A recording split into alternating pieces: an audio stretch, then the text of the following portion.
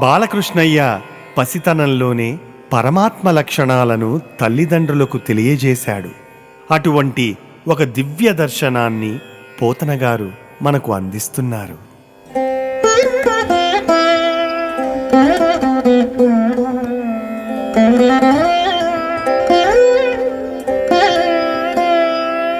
జననాథ ఒకనాడు చన్ను సేపిన తల్లి చిన్ని ముద్దుల కృష్ణు చేరతిగిచి ఎత్తి పెందొడలపై నిడికొని ముద్దాడి చన్నిచి నిమ్మోము సక్కనిమిరి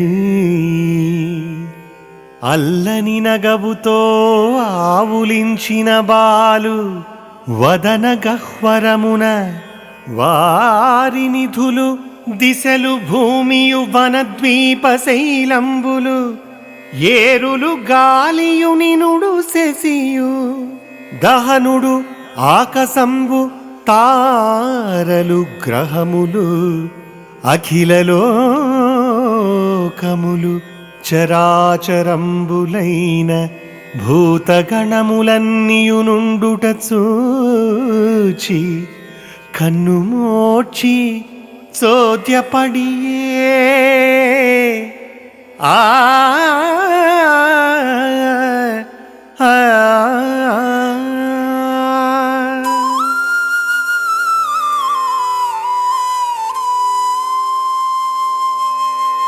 రాజా, ఒకనాడు యశోద చిన్ని ముద్దుల కృష్ణుణ్ణి చేరదీసి ఒడిలో పెట్టుకుని ముద్దాడి సన్నిచ్చి పరమసుందరమైన మోమును చక్కగా నిమురుతున్నది. బాలుడు చిన్నగా నవ్వుతూ ఆవులించాడు.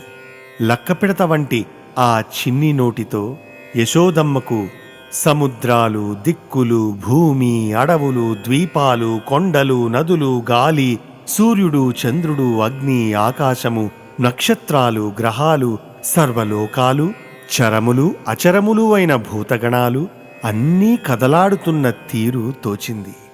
ఆ అమ్మ ఆశ్చర్యంతో ఉబ్బితబ్బిబ్బైపోయింది.